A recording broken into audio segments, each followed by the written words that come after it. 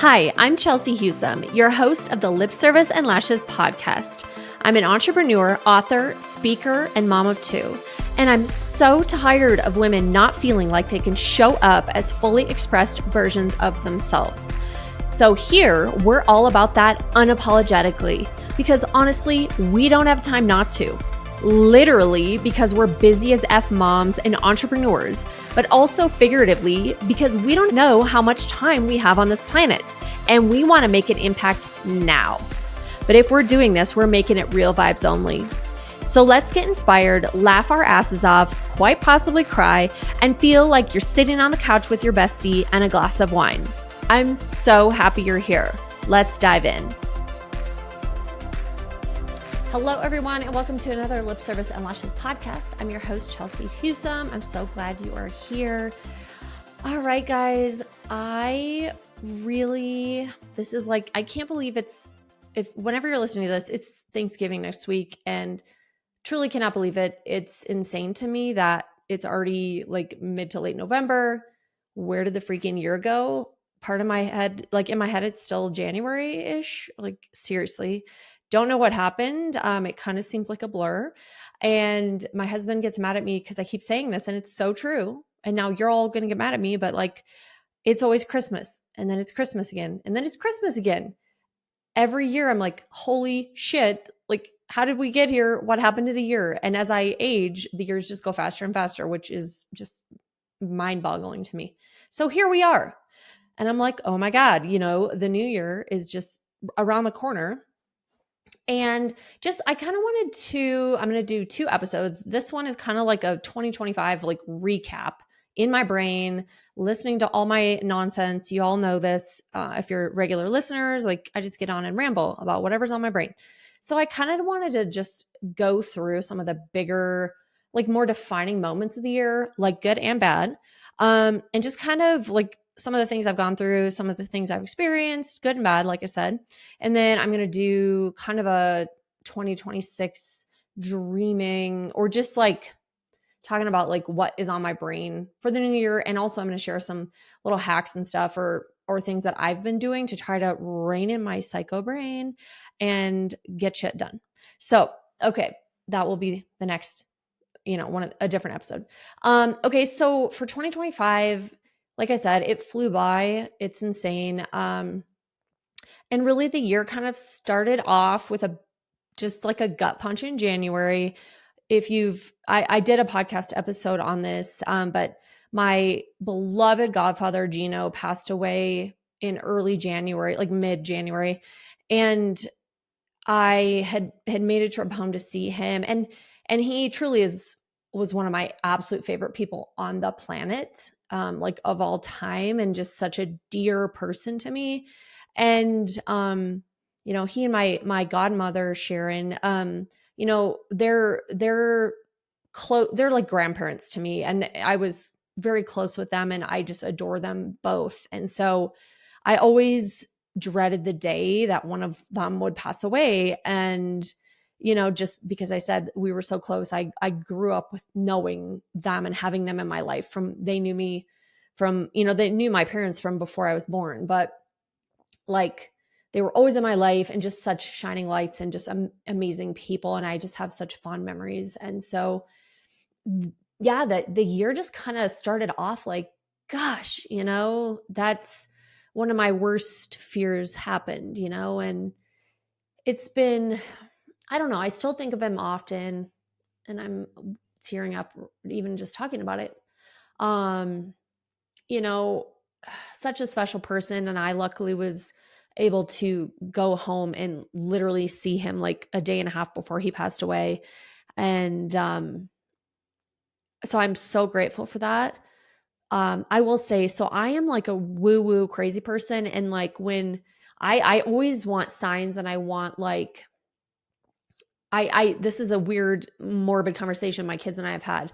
Well, Wyatt, my honey badger, and I have had, but I say, when we know someday mom will pass away and won't be here. And I said, when you're driving, you're going to see a clump a massive clump of like 500 birds in the sky flying around together, and that's going to be me. Like, or I'm going to be like a deer staring in your window at you, like creepy and awesome at the same time. Like I am going to, my soul is going to make it a point to come down and like give my kids crazy, like over the top, obvious signs that I am there.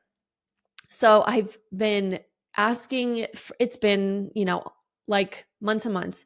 I've been asking Gino for like a big sign, just, thinking of him. And I haven't really got one yet. And I know he's, his soul's fine and, but it's kind of weird. Like I want like that really obvious thing. I will say one night I was sitting in the hot tub with my husband shortly after he passed away. And I literally sat there thinking, okay, send me a shooting star. Like this, send me a sign right now, send me a shooting star. And then like 5 minutes later, my husband goes, oh my God, did you see that shooting star? I'm like, what the heck? You see it and I don't. So I still think he sent it, which is just funny that like I didn't even see it. But it started off the year for me just kind of struggling and sad and, working through that. But obviously, this is life and we all only have a certain time here. So, but that just kind of started off the year. Like you go into the shiny new year, like, oh my gosh, yay. And then it was like, oh yeah, not so much. So I just spent a lot of time like crying and driving and, working through that. Then, kind of a couple months later, I really got another, like, just really struggled. I had overheard mainly one family member, a couple of them, but, saying some really hurtful, really judgmental things about me and my son. And really, like, that just threw me for a loop. It really was tough. And I have done a lot of therapy specifically related to that this year. Just trying to work through that. And like, I struggle, life's difficult. It's tough in general. And you would hope, or I guess I would hope that, close family and friends kind of got your back and like support you and love you, all of you, and are there to support you and like help you maybe if you're struggling. And it just, after many, many years of being around these people, it was just like, oh, okay, that's what you think of us. That's what you think of me. And just being completely judged and having such hurtful things said about us really just, I don't know. I will say I'm still struggling with it. I was talking, I started therapy again this year and I found a freaking awesome therapist.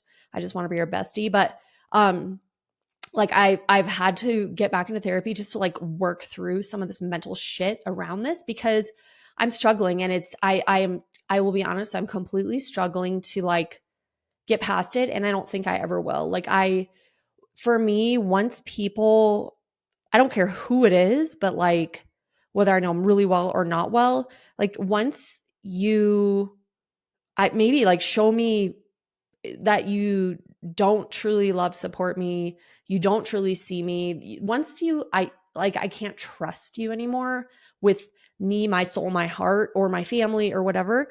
I find it really hard for me to come back from that. It just really is. And it's hurtful. And I, like I said, I don't know. I don't think I'll ever like quote, get over it as much as some people would hope I do.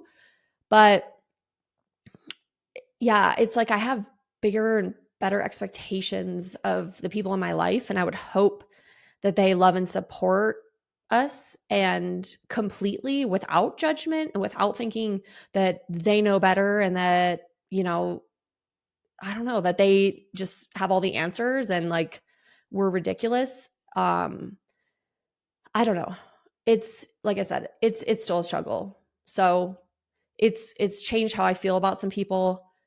as much as I wish it didn't, it does. And I'm struggling to move on, and I'm struggling to get over it because I can't forget it. And because it happened, and like it was so hurtful that it really was jarring. So yeah, I'm still working through that. And, like I said, I have a really hard time once somebody does something like that to me. It's very difficult for me to like forget it. I can't. So yeah, still dealing with that. Probably will be for a few more years, potentially forever. Um, let's see. Okay, another piece of this year that has been very drastic, a very big piece of the year in a good way, is our Nebraska house. Like a lot of you have seen, if you follow me on Instagram, Facebook, whatever, LinkedIn, you have seen us building this barndominium house from scratch. We have 3 acres in Nebraska, and literally bare land. Like there is no water, sewer, electric, any form of utility on this land, and we have been bringing all this in, which that's a feat in itself, people. And so, right now we have a barn, and then we have like a house barn. I recorded another podcast episode about my 6 days in Nebraska when I was staying there. And just it was a really cool time and weird time, and but it has been a lot of extra energy and time and money. Hi people, I've never spent so much freaking money in my entire life. Like when you think, when it's one thing to just like buy a home and you move into it, like you didn't have to put in a well or bring in a whole electrical pole in line and like create a septic tank and all that alone. But like we are buying shower pans and wood and doors and doorknobs and like literally silverware and towels, and every single thing is brand new in this house, which is a shit load of money. All worth it, but it's a lot of money, guys. I'm still trying to win the lottery, and so that will help me out. But it's a lot of extra time too. We're in November and December. The barn company that we used was just completely incompetent and ridiculous, and I don't know how they're in business, but like they delayed us for months, like probably at least 4 months.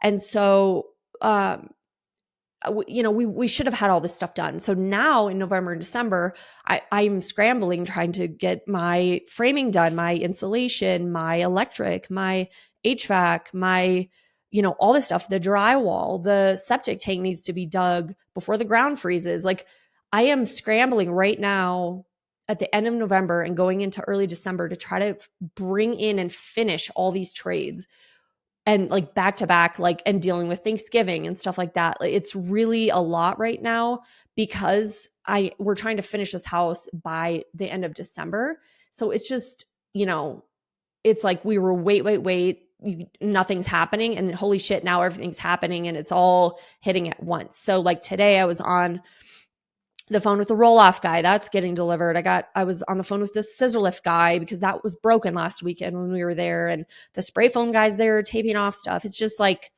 it's a lot to deal with on top of like running a company, just life in general.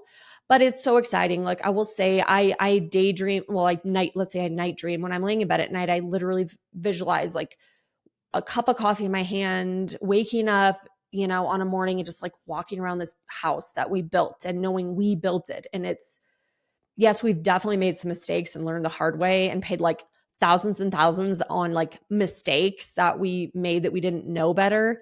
Whoopsie. I mean, it is what it is, but like I literally envision like walking through this house, and I can picture all the rooms in my mind and, looking out this sliding glass door and sitting on my patio in the quiet with my husband, like having coffee. So I am so, so excited for the memories we will make there. And it's going to be all worth it, but it is crunch time right now. So yeah, we'll get there, and it's going to be amazing. I'm so excited for next year. So I will be posting a lot from there because it's going to be our happy place, lots of boat time, all that stuff. So that's been a cool piece, a big part of this year. Let's see. Okay. So I want to be totally transparent about like we all have goals and stuff, right? So probably last year around this time, I was talking to my friend Erica and we're like, what are your goals for next year? Blah, blah, blah. And I'm like, well, I'm going to write my keynote speech and I'm going to have it done. I'm going to put a deadline by the end of January. It's done. So yeah, it's it's late November, guys. And it's not, well, actually it's very close to done now, finally. But I could have been beating myself up for these last, many months. Like, you're stupid, you didn't get it done, which I don't give a shit. I don't talk mean to myself that way. It's like, whatever. But, life starts lifing and like stuff happens and sometimes priorities shift, right? But I will say I have since January, I've had another or a bunch of like iterations or versions of this. So like May, I thought it was done again. No, it wasn't. And then probably August, I had another round of really solid edits, and then November again. So I will say that like it's so much stronger and better now than if I would have half-assed it and like thought I was done with it in January, right? Just to quote, get it done. But I've worked with a bunch of people this year and like gotten feedback on it, and really now, before it was just kind of like a motivational speech, right? Great. People are like, great, Chelsea, but like, who's going to pay you? Companies aren't going to pay you for that. They have to have a problem that you're solving, right? And it has to directly align. So now I'm talking about, it's called the vulnerability advantage. And so I'm talking about like leadership and taking how leading with vulnerability and like humanness completely changes everything when it comes to leading teams and leading businesses.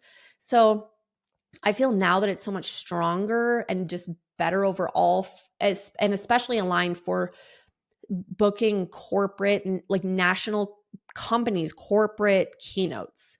That's really what I want to step into. So, I mean, again, like, yes, I totally that blew that goal out of the water and like missed that by like only 11 months, no big deal.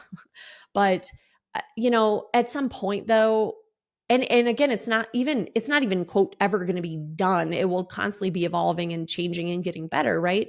That's I don't think like if you're a creative person or you're producing anything out into the world, right? It's always going to be changing and morphing as you do as well.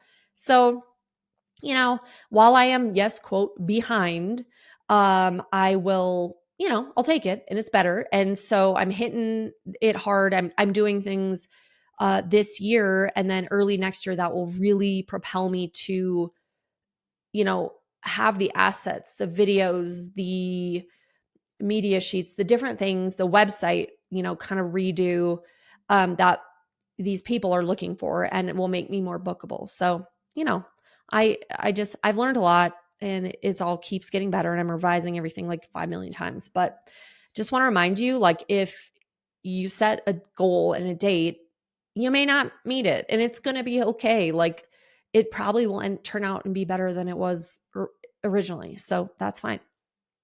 All right, I'm just looking at all my random little notes. All right.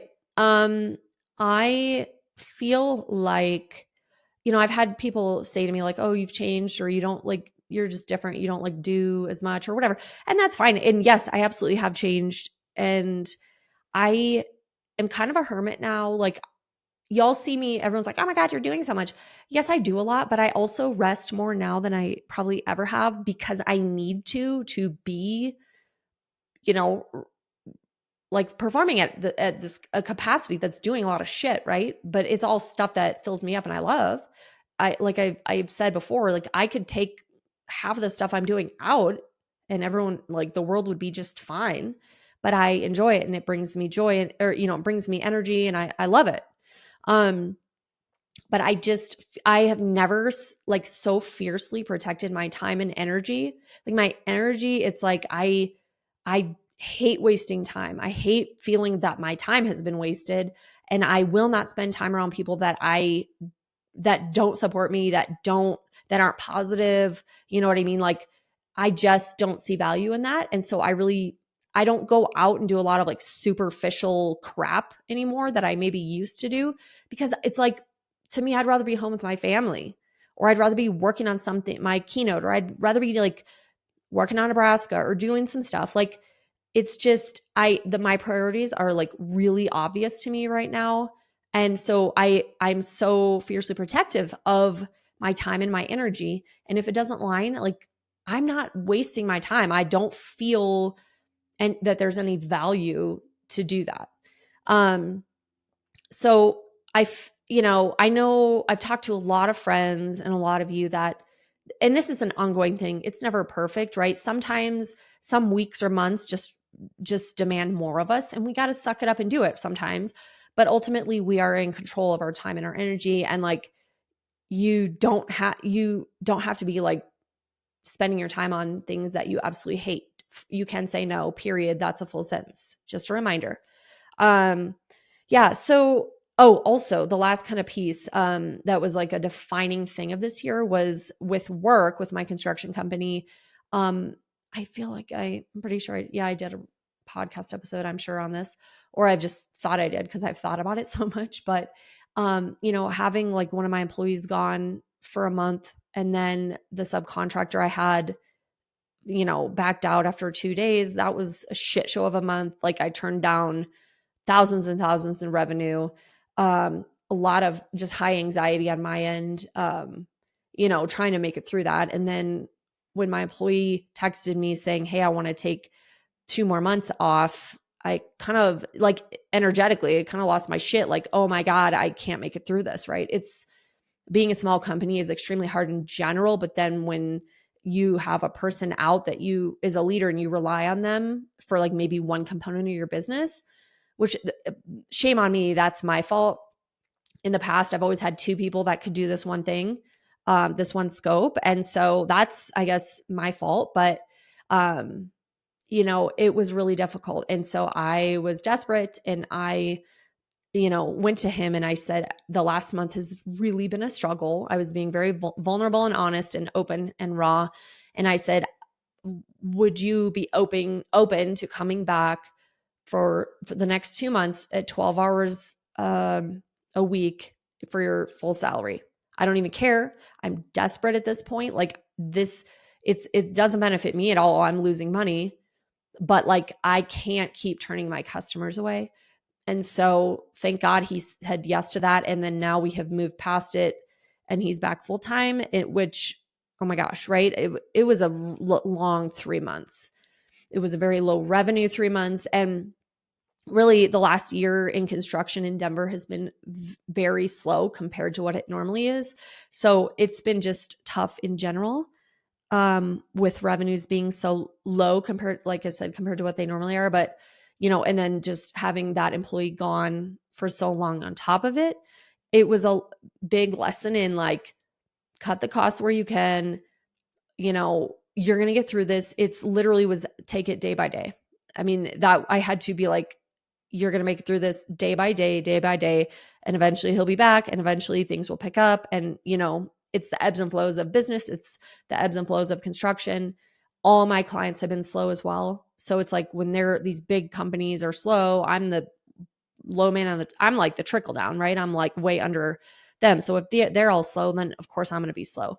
So, it's just been having like real conversations with companies because they also like to, everyone's like, when in passing or networking stuff, it's like, oh, you're so busy, right? And I'm like, no, it's been a really slow year. And they're like, well, actually us too.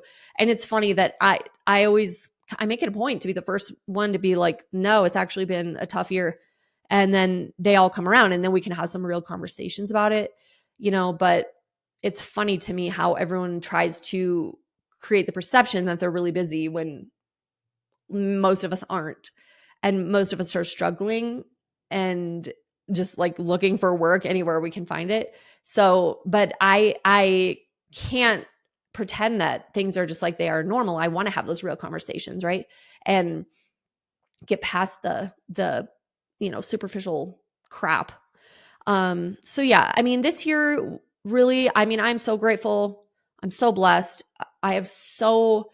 There's been so many beautiful moments this year. And like I said, I'm just trying to do a brief recap of like, these are the initial things that kind of came to mind as like, defining things, I guess, this year that took maybe in a good or bad way, took my energy and focus. But, overall, I've grown a lot this year. I've been through a lot this year, but I'm grateful for it all. And, I'll take it. It's another chance to live on this planet and, get another chance at this human experience. So, hopefully, you all had a good year. I know, again, we all go through tough times.